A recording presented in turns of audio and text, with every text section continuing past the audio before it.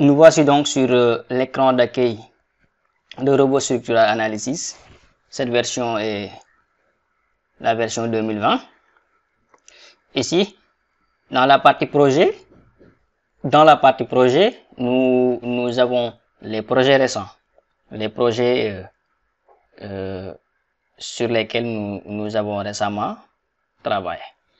Dans la partie nouveau projet, nous avons donc des gabarits. C'est-à-dire si, par exemple, nous voulons modéliser un bâtiment, il nous faut ouvrir un nouveau projet à partir donc de ce gabarit, d'un gabarit modélisation de bâtiment. Et si je clique sur plus, je vois donc tout le complément des gabarits.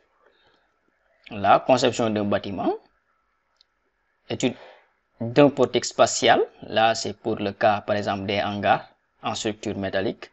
Donc si nous voulons travailler sur la structure métallique, nous pouvons donc ouvrir ce gabarit, un nouveau projet à partir de ce gabarit. Si nous voulons étudier donc une coque, nous pouvons donc utiliser ce module.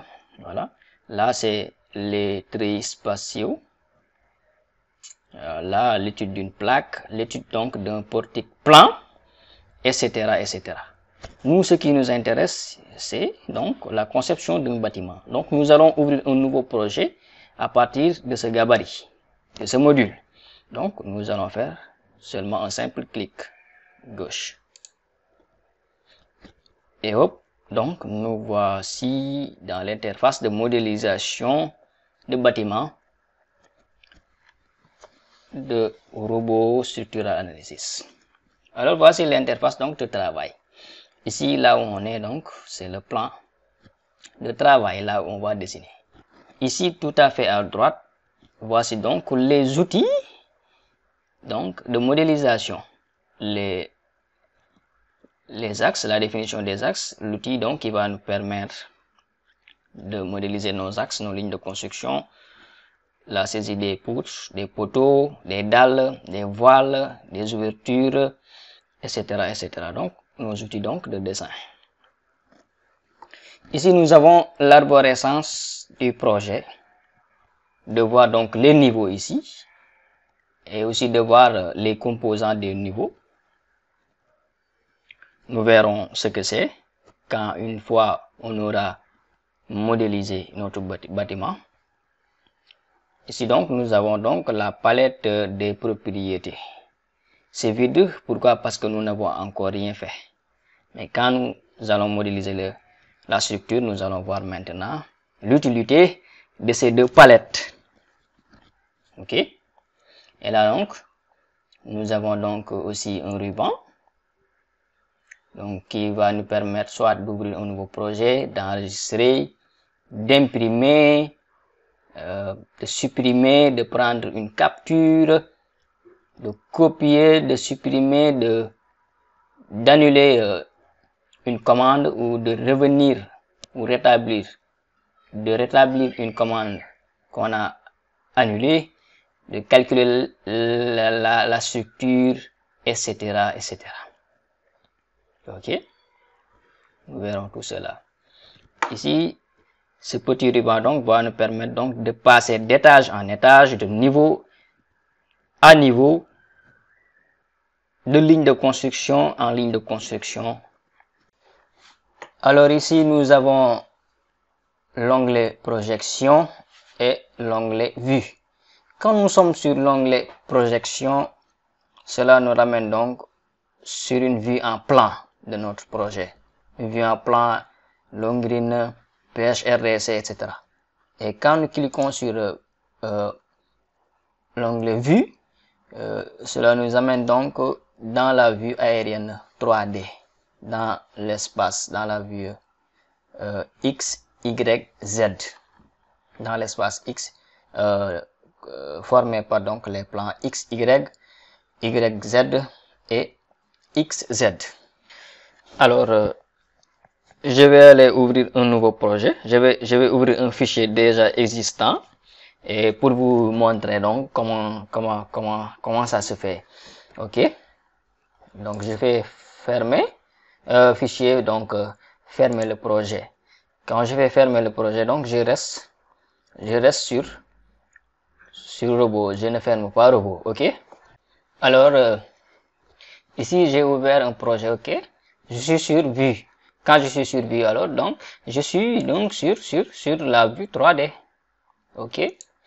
Je suis sur la vue 3D. Maintenant, si je veux aller donc sur la projection 2D, je fais projection et voilà. Hop, automatiquement je suis donc amené donc sur le plan 2D. Maintenant ici, je peux passer de niveau à niveau. Je suis déjà sur le long green. Je viens ici pour aller donc au pêche RDC. Je vais cliquer sur pêche RDC. Je suis donc amené sur le pêche RDC. Voilà. Je retourne ici sur vue pour aller en mode 3D. Voilà. Alors, puisqu'on a ouvert un projet existant, qu'est-ce que je disais donc sur ces deux palettes? Ok. Je disais donc, ici c'est l'arborescence du projet. L'arborescence nous montre maintenant ce qui est au niveau des étages. Ici, nous avons combien d'étages? L'étage des long green, le niveau du PHRDC, PHR+1, PHR+2 et l'édicule. Et quand j'ouvre ici long green, je vois donc qu'est-ce qu'il y a dans le niveau long green. Il y a des poutres. Il y a combien de poutres? 31 poutres et il y a 22 poteaux. Maintenant, c'est ça qui se trouve maintenant sur le niveau des long green. Ok? Et si je veux faire une sélection de toutes ces poutres-là, je n'ai qu'à cliquer sur une des poutres d'abord et je vois qu'elle est sélectionnée. Maintenant, si je veux toutes les sélectionner sur ce niveau-là, je peux faire CTRL A directement et j'ai sélectionné toutes les poutres.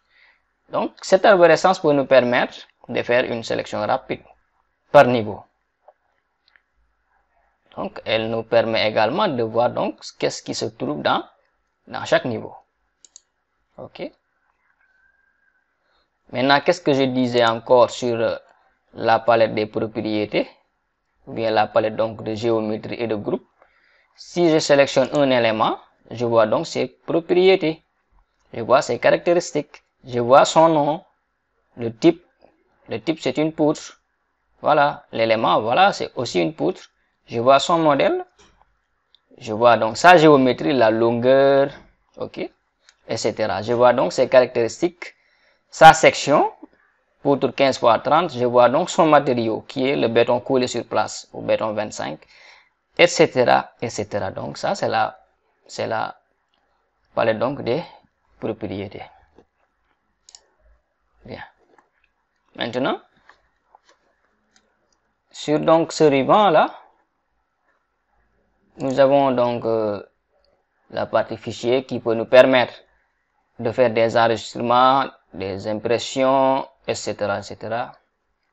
Ça peut nous permettre d'importer un fichier AutoCAD sous format DXF ou DWG.